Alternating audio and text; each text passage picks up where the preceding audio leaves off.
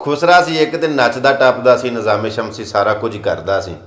ਉਹਨੂੰ ਕੁਝ ਲੋਕਾਂ ਨੇ ਸਮਝਾਉਣ ਦੀ ਕੋਸ਼ਿਸ਼ ਕੀਤੀ ਕਿ ਤੂੰ ਜੋ ਕੰਮ ਕਰਨਾ ਵੇ ਇਹ ਕੰਮ ਚੰਗੇ ਨਹੀਂ, ਤੂੰ ਜੋ ਕੁਝ ਕਰਨਾ ਨਾ ਪਿਆ ਇਹ ਗੁਨਾਹ ਹੈ, ਇਹ ਬਹੁਤ ਭੈੜੇ ਕੰਮ ਨੇ, ਇਹਦੇ ਨਾਲ ਸਾਡੀ ਵੀ ਸ਼ਖਸੀਅਤ ਖਰਾਬ ਹੁੰਦੀ ਹੈ, ਇਹ ਭੈੜੇ ਕੰਮ ਤੂੰ ਛੱਡ।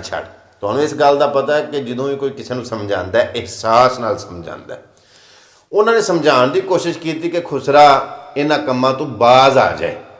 ਚਾਰ ਦੀਵਾਰ 'ਚ ਬਹਿ ਕੇ ਗੱਲ ਕਰਦੇ ਸਨ ਪਏ, ਗੱਲ ਕਰਦਿਆਂ ਗੱਲ ਵਧੀ ਤੇ ਰੋਡ ਤੇ ਆ ਗਏ। ਜਦੋਂ ਗੱਲ ਖਿਲਰੀ ਨਾ, ਰੋਡ ਦੇ ਉੱਤੇ ਆ ਕੇ ਗੱਲ ਵੱਧ ਗਈ ਤੇ ਖੁਸਰੇ ਨੇ ਵਿੱਚ ਬਾਜ਼ਾਰ ਦੇ ਖਲੋ ਕੇ ਉਹਨਾਂ ਬੰਦਿਆਂ ਨੂੰ ਆਖਿਆ, ਓਏ ਉਦੋਂ ਤੁਹਾਡੀਆਂ ਗੈਰਤਾਂ ਕਿੱਥੇ ਗਈਆਂ ਸਨ ਜਦੋਂ ਤੁਹਾਡੀ ਭੈਣ ਨੱਸ ਗਈ ਸੀ? ਓਏ ਉਦੋਂ ਤੁਹਾਡੀਆਂ ਗੈਰਤਾਂ ਕਿੱਥੇ ਗਈਆਂ ਜਦੋਂ ਤੁਸੀਂ ਫਲਾਣ ਢੀਂਗ ਦੀ ਕਮਾਈ ਖਾਂਦੇ ਸੋ? ਉਹਨੇ ਖੁਸਰੇ ਨੇ ਅੱਗੋਂ ਉਲਟਾ ਉਹਨਾਂ ਦਾ ਉਹ ਲੰਗ ਲਾਇਆ ਜਿਹੜਾ ਰਹੇ ਰੱਬ ਦਾ ਨਾਂ। ਉਹ ਬੰਦੇ ਜਿਹੜੇ ਖੁਸਰੇ ਨੂੰ ਡੱਕਦੇ ਸਨ ਭੈੜੇ ਕੰਮ ਤੋਂ, ਉਹ ਬੰਦੇ ਖਾਮੋਸ਼ ਹੋ ਗਏ। ਲੋਕਾਂ ਨੇ ਉਹਨਾਂ ਨੂੰ ਆਖਿਆ ਕਿ ਵਾਕਈ ਤੁਹਾਡੀ ਭੈਣ ਨੱਸ ਗਈ? ਉਹਨੇ ਆਖਿਆ ਅੱਲਾ ਦੀ ਕਸਮ ਹੈ ਨਾ ਸਾਡੀ ਭੈਣ ਨਸੀ ਹੈ, ਨਾ ਮਤਲਬ ਅਸਾਂ ਫਲਾਣ ਢੀਂਗ ਦੀ ਕਮਾਈ ਖਾਦੀ। ਉਹ ਖੁਸਰਾ ਗੱਲ ਕਿਵੇਂ ਦੀ ਪਿਆ ਕਰਦਾ?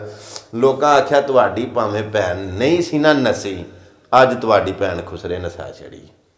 ਉਹ ਅਗਰ ਤੁਸੀਂ ਫਲਾਣ ਢੀਂਗ ਦੀ ਕਮਾਈ ਨਹੀਂ ਸੋਨਾ ਖਾਂਦੇ, ਨਹੀਂ ਕਦੇ ਖਾਦੀ, ਅੱਜ ਖੁਸਰੇ ਨੇ ਤੁਹਾਡੇ ਉੱਤੇ ਉਹ ਲੇਬਲ ਲਾ ਛੜਿਆ ਕਿ ਬੇੜੀ ਦੇ ਪੂਰ ਵਾਲੀ ਗੱਲ ਹੋ ਗਈ ਹੈ। ਰਾਹਗੀਰ ਲੋਕੀ ਕਈ ਤੁਹਾਡੇ ਵਾਕਫ ਸਨ, ਕਈ ਨਾ ਵਾਕਫ ਨੇ।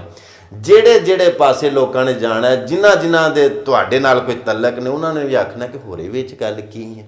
ਆ ਤੁਹਾਨੂੰ ਪਤਾ ਸਾਡੇ ਪਾਕਿਸਤਾਨ ਦਾ ਜਿਹੜਾ ਹੈ ਸਾਡਾ ਮੁਆਸ਼ਰਾ ਹੈ, ਵਿੱਚ ਗੱਲ ਕੋਈ ਵੀ ਨਾ ਹੋਵੇ ਤੇ ਉਂਝ ਹੀ ਪਿਆਂਦੇ ਨੇ ਵਿੱਚ ਕੋਈ ਗੱਲ ਜ਼ਰੂਰ ਹੈ। ਓਏ ਐਵੇਂ ਤੇ ਨਾ ਗੱਲ ਨਿਕਲਦੀ, ਵਿੱਚ ਕੋਈ ਗੱਲ ਜ਼ਰੂਰ ਹੈ। ਵੀ ਲੋਕਾਂ ਆਖਿਆ ਓਏ ਛੱਡੋ ਖੁਦਾ ਦਿਓ ਬੰਦੇ, ਉਹ ਤੁਸੀਂ ਪੰਗਾ ਕਿਹਦੇ ਨਾਲ ਲੈ ਲਿਆ? ਉਹ ਤੁਸੀਂ ਉਸ ਬੰਦੇ ਨਾਲ ਪੰਗਾ ਲੈ ਲਿਆ ਖੁਸਰੇ ਦੇ ਨਾਲ ਜਿਹਦਾ ਅੱਗੇ ਹੀ ਲੰਘ ਕੋਈ ਨਹੀਂ। ਉਹਨੇ ਆਖਿਆ ਮੈਨੂੰ ਡੱਕੋਗੇ ਤੁਸੀਂ? ਮੈਂ ਤੁਹਾਡਾ ਉਹ ਲੰਘ ਲਾਵਾਂਗਾ ਕਿ ਜਿਹੜਾ ਤੁਸੀਂ ਵੀ ਸਾਰੀ ਜ਼ਿੰਦਗੀ ਪਏ ਯਾਦ ਰੱਖੋਗੇ।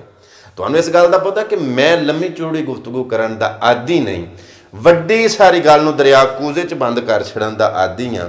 ਮੁਖਤਸਰ ਗੱਲ ਮੇਰੀ ਸੁਣਾਉਣ ਦਾ ਮਤਲਬ ਹੈ ਕਿ ਬਾਬਾ ਜੀ ਅਗਰ ਕਿਸੇ ਨੂੰ ਸਮਝਾਉਂਦੇ ਵੀ ਹੋ ਨਾ ਤੇ ਵੇਖੋ ਤਾਂ ਸਹੀ ਅਗਲਾ ਕੋਈ ਇੰਨੀ ਕੁ ਸੈਂਸ ਰੱਖਦਾ, ਇੰਨੀ ਕੁ ਸਮਝ ਰੱਖਦਾ, ਵਰਨਾ ਇਹ ਤਾਂ ਨਹੀਂ ਹੋਏਗਾ ਕਿ ਉਹ ਉਲਟਾ ਤੁਹਾਡਾ ਲੰਘ ਲਾ ਛੜੇ, ਉਲਟਾ ਤੁਹਾਨੂੰ ਬਿਜ਼ਤ ਕਰ ਛੜੇ। ਅਕਸਰ ਇੰਜ ਹੁੰਦਾ ਹੈ, ਅਸੀਂ ਸਮਝਾਉਣ ਦੀ ਕੋਸ਼ਿਸ਼ ਕਰਨੇ ਆ ਕਿ ਉਹ ਖੁਦਾ ਦਿਓ ਬੰਦੇ, ਇਹ ਕੰਮ ਠੀਕ ਜੇ ਤੇ ਇਹ ਕੰਮ ਨਹੀਂ ਜੇ ਠੀਕ, ਉਹ ਇੰਜ ਕਰਿਓ ਤੇ ਇੰਜ ਨਾ ਕਰਿਓ।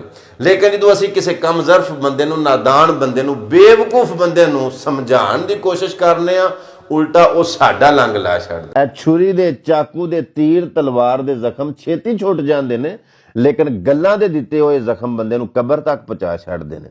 ਗੱਲਾਂ ਕਰਨ ਵਾਲਿਆਂ ਨੂੰ ਨਹੀਂ ਪਤਾ ਲੱਗਦਾ ਕਿ ਜਿਹੜੀ ਅਸਾਂ ਗੱਲ ਕਰ ਛੱਡੀਏ ਇਹਦੇ ਨਾਲ ਅਗਲੇ ਦੇ ਦਿਲ ਉਤੇ ਕੀ ਬੀਤ ਰਹੀ ਹੈ। कहने वालों का कुछ नहीं जाता, सहने वाले यार कमाल करते हैं।